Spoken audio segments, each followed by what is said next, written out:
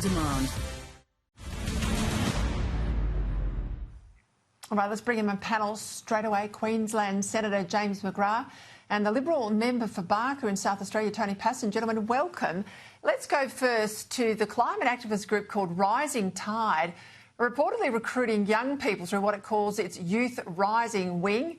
Now, these guys are asking for details about what school the kids attend, what their social media handles are, and it's prompting a fair amount of concern about data collection and safeguards for children. I mean, Tony, first to you. I mean, why is the Albanese government, it talks a big game on social media, but why is it turning a blind eye to all these radical activists targeting our kids? Well, I think Peter, it's the same sort of hypocrisy, which means that when a large-scale renewables project is confronted with the environmental laws of the country, you can just wipe them away. Here we've got a Labor government that is looking for the next generation of activists, and so when it comes to the sensitive collection of young people's information, you'd think it'd be shouted down, not in the interest of the children, but yet quiet murmurings about concern. Just imagine for one moment if this was Advance or the Liberal Party or a right-wing knuckle-dragger like me.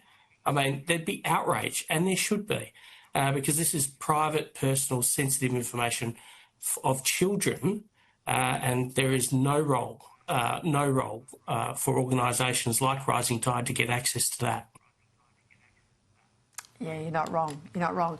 James, you're a campaigner, as we know, Special Minister of State or Shadow Special Minister of State. Talk us through what's happening here in the seat of Bradfield. The Libs are going to obviously lodge an appeal or seek the Court of Disputed Returns, which is what it sits at, the High Court, when it hears matters like this. Initially, Giselle Kapterian won, then it was eventually given to Nicolette Boley.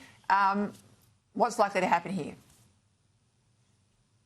So what's going to happen is there are about 800 votes that the Liberal Party are going to ask the Court of Disputed Returns to rule on. In particular, there's 170 votes that originally were declared to be formal, and then when the recount happened, they were declared to be informal. Those votes did favour the Liberal Party. So what Giselle wants is effectively just wants a video call. Wants the video ref to make a call on these 800 ballots. There won't be a by-election, but it's a determination of the ballots and making sure that the will of the voters is correctly recorded on these ballot papers, and that the final decision in Bradfield is upheld or overturned, and certain ballot papers may be struck out, and then Giselle could then be returned as the member. Just quickly, how long is that likely to take? Normally, the High Court takes some time. You would expect it to be done before the end of the year at the absolute latest. The court sitting as the Court of Dispute Returns knows that these matters need to be done in a timely fashion. So you think it would get done within a couple of months at the absolute most. Otherwise, questions would start to be asked. All right, just quickly, I could not go past that story today from the China expert, Dr. John Lee, who has picked up the influencing of the Communist Party with Australian voters. He's warned this is happening. We certainly saw evidence of it happening in Canada.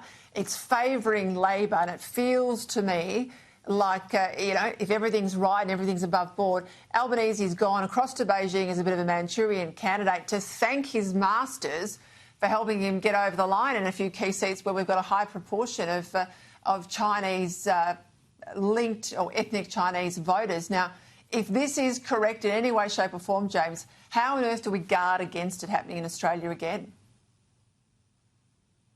We need to make sure that the Australian Electoral Commission are properly questioned in terms of any issues they may have experienced during the recent federal election. There's also a body called the Election Assurance Task Force that is normally questioned by the Joint Standing Committee on Electoral Matters. So both need to be asked about these specific issues.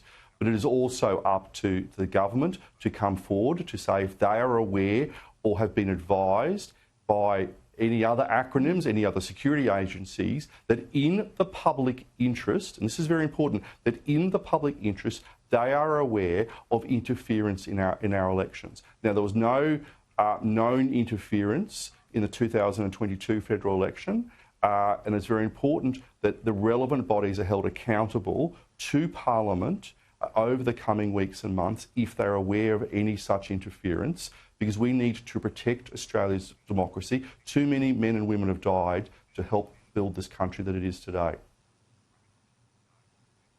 Tony Patton,